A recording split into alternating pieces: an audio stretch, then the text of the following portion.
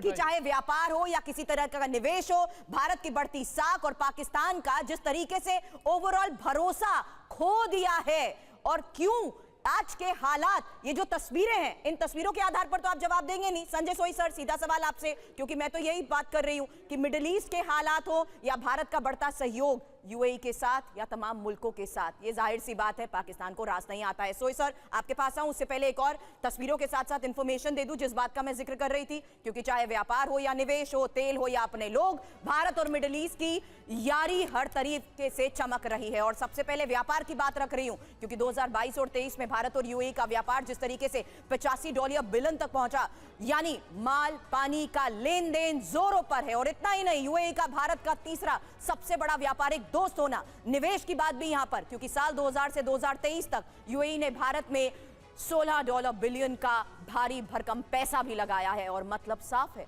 मध्य पूर्व को भारत की तरक्की पर भरोसा है।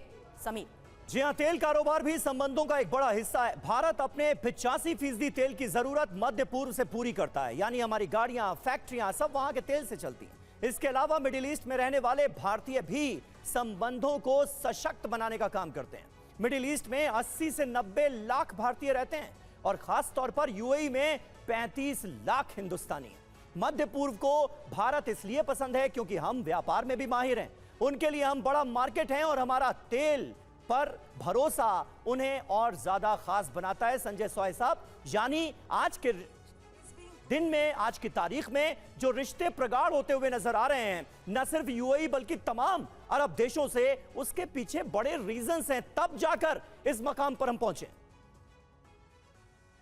संजय सोय साहब, बिल्कुल ऐसा है कि ये दिखा रहा है कि किस प्रकार से आज यूएई का भारत के ऊपर भरोसा है और भारत और यूएई के संबंध लगातार बढ़ते जा रहे हैं। जैसा कि खुद ही पहले एक स्पीकर कमर चीमा जी ने बताया था कि प्रधानमंत्री मोदी की हर साल विजिट होती है। ये दिखाता है कि हम कितनी इंपॉर्टेंस दे रहे हैं यहीं पे। और जो हमारे बाकी स्पीकर थे जो पाकिस्तान से थे, इरशाद साहब और असीम जी, मैं ये कहूँगा कि शायद इन्हें अपनी सोच को देखना पड़ेगा कि क्या सोच है।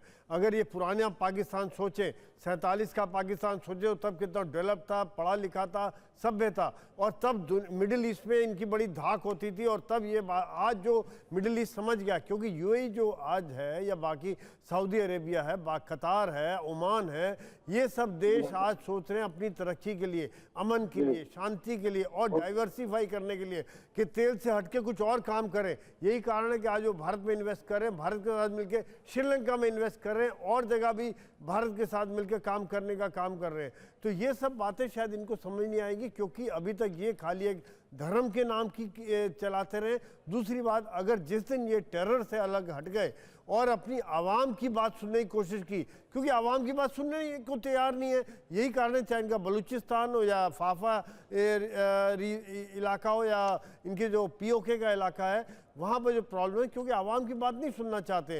ये सिर्फ अपनी ज़बरदस्ती और टेरर के ऊपर ही एक तरह सर्वाइवल है। और यही बात शायद मैं ये चाह रहा हूँ कि आपके चैनल के थ्रू जो काफ़ी लोग पाकिस्तान में भी सुन रहे हैं, उनकी आवाम को ये समझना चाहिए कि इनके आका क्या कर रहे हैं, जिसका परिणाम ये हो रहा है कि आज मिडिल ईस्ट पाकिस्तान को इग्नोर कर रहा है और भारत को तवज्जो दे रहा है। नहीं तो सही कह रहे हैं सर आप। लेकिन इस बीच एक और बड़ी खबर बता रही हूं संजय सोई सर, क्योंकि अब पाकिस्तान को तालिबान की बड़ी धमकी को लेकर इस वक्त एक सबसे बड़ी खबर सामने आ रही है, जहां शरणार्थियों को निकाला तो ठीक नहीं और बीएलए टीटीपी के जरिए कहर बरपाएंगे, तालिबान ने यह साफ कर दिया।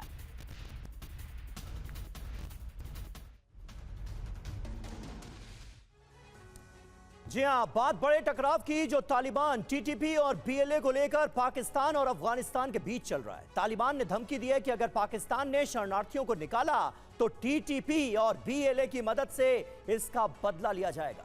आखिर यह धमकी क्यों दी जा रही है? अफगान की धमकी क्यों? पाकिस्तान में लगभग 13 लाख अफगान शरणार्थी हैं। अफगानिस्तान में युद्ध अस्थिरता की वजह से इन्होंने शरण ली।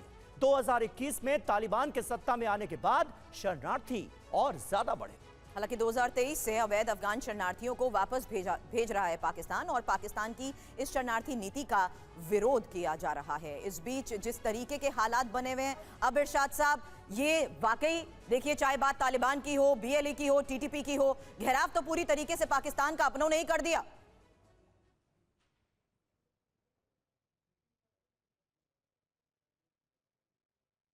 इरशाद साहब, आवाज आ रही है?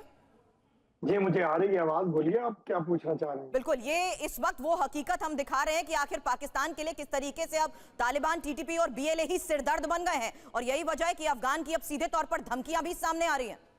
देखिए मैं आपको एक बात बताऊं, पूरा इंटरनेशनल तरीके से बात करते हैं हम लोग, बजाय इसके कि हम दहशतगर्दी पे बात करें। अब ये इलीगल जितने भी लोग होते हैं पूरी दुनिया में किसी भी मुल्क में, उनको निकाला जा सकता है, और अगर निकालते हुए कोई धमकी लगाए तो इसका मतलब है कि स्टेट जो है उनके आगे घुटने टेक दे। ऐसा होता नहीं है कहीं भी दुनिया में। देखिए अमेरिका से भी अभी लोगों को ट्रंप जी ने निकालने की बात की और आपका पहला ही जहाज भर के हिंदुस्तान चला गया। तो जो इलीगल लोग होते हैं उन्हें निकाला जाता है, और मतलब जो वीजे के साथ अफगानी हमारे भाई हैं, जो वीजे के साथ रह रहे हैं, जिनके पास रेजिडेंट वीजा है, वो लोग बिजनेस भी कर रहे हैं या रिहाइश पजीर भी हैं। लेकिन जो लोग हमारे मुल्क में चोरी चिकारी में इन्वॉल्व हैं, दहशतगर्दी में इन्वॉल्व हैं, उन लोगों को, दहशतगर्दों को पकड़ा जा रहा है। जो इलीगल लोग हैं उन्हें वापस भेजा जा रहा है, और उनको डॉलर भी दिए जा रहे हैं कि ये आपको खर्चे के पैसे हैं और आप जाइए, हमारा मुल्क छोड़िए, अपने मुल्क में आबादकारी कीजिए। तो इसमें कोई बात नहीं है। अगर कोई दहशतगर्दी करेगा या कोई ऐसी थ्रेट देगा तो उसको मेरे इदारे, मेरे पाकिस्तान में इदारे हैं, मेरी हुकूमत है, पाकिस्तान है जिसका नाम अजीम पाकिस्तान, उसमें इदारे हैं जो कि इन लोगों को हैंडल कर लेंगे। आप परेशान मत होइए। दूसरी बात आप कर रहे हैं, देखिए बार बार दुबई की बात, आप बिजनेस की बात कर रहे हैं। मैंने तो इरशाद साहब आपका कहना यह है कि अफगानिस्तान के लोग आपके यहाँ चोरी चकारी करते हैं, मतलब कम से कम तो अफगान लोगों के लिए ऐसी बातें मत करें। अफगानिस्तान के लोग आपके यहाँ चोरी चकारी करेंगे, कमाल करते हैं भाई साहब। आपके यहाँ है क्या जो चोरी चकारी करेंगे? आप सुन ले चीन से तो कर्जा लेकर आपका दाना पानी चलता है, और आप देखिए जिन लोगों को आप कह रहे हैं अफगानिस्तान के लाखों लोग पाकिस्तान में क्यों रहे थे, मैं आपको एक बात पूछता हूँ, अफगानिस्तान के लाखों लोग पाकिस्तान क्यों आए थे? और मुझे पूरा बोलने दे। तो आप गलत बात बोल रहे हैं ना। आप अफगानिस्तान लोगों आप अफगानिस्तान के लोगों का अपमान कर रहे हैं, आप अफगानिस्तान के लोगों का अपमान कर रहे हैं। आपको ये इजाजत नहीं दी जा सकती है। आपको हमने बोलने दिया और आप कुछ भी बोलते जाएंगे पाकिस्तान के खिलाफ। आप मुझे बोलने दे पूरा, मैं आप लोगों को पाकिस्तान के खिलाफ बोलना क्या है? पाकिस्तान का तो सच हम आपको बताते हैं, लेकिन आपने अफगानिस्तान के पठानों को चोर बोला, कैसे हो सकता है ये? आपने अफगानिस्तान के उन लोगों को जिनको आपकी वजह से, जिनको पाकिस्तान की वजह से अपना देश छोड़ना पड़ा था, जिनको आपने चोरी करने का आरोप लगाया, मुझे बताइए देखिए अफगानिस्तान के लोगों के मन में इतना स्वाभिमान है कि उसको पाकिस्तान में चोरी चकारी नहीं करनी है? आपको शर्म नहीं आती है? आप फिर वही बात है, मैं आपको क्या कहता हूँ, देखिए शरणार्थियों को कैसे रखा जाता है वो भारत से जानिए। हमने पूर्वी पाकिस्तान के लोगों को कैसे शरणार्थी रखा, कैसे उनको बांग्लादेश जैसा मुल्क दिया था, और आपने अफगानिस्तान को क्या दिया सिवाय दहशतगर्द के? सुन ले प्लीज। आप गलत प्रोपेगेंडे की बजाय नहीं, आप देखिए आप यही तो झूठ बोलते हैं। सुन लेते हैं आप। जो मैंने कहा, मुझे सुनने दे मनीष जी। बोलिए बोलिए। मैंने ये कहा कि अफगानी हमारे भाई हैं, अफगानी हमारे। नहीं, आपने उनको कहा कि चोरी चकारी करते हैं, वो यहाँ यार पहले सुनेंगे। कहा चोरी चकारी करते हैं, मैं दोबारा से सुनवा दूंगा फिर वही बात। आपने कहा चोरी चकारी करते हैं, आपने अफगानिस्तान के लाखों लोगों को चोर बोल दिया। ठीक है, शैलेंद्र जी जल्दी से कुछ ऐड करना चाह रहे हैं, जल्दी से शैलेंद्र जी क्या कहेंगे? इरशाद भाई आप बड़े रीजनेबल आदमी हैं। अरे इरशाद भाई सुन लो, मैं आपके फेवर में बोल रहा हूँ। अरे जनाब आपकी बात को सपोर्ट कर रहा हूँ। अरे इरशाद भाई आपकी बात को सपोर्ट कर रहा हूँ, सुन तो लो। आप ही के सपोर्ट में बात कर रहा हूँ। आपने स्टेबिलिटी से रिलेटेड एक बात करी। डोंट यू थिंक पाकिस्तान सिर्फ टेररिज्म पर स्टेबल है?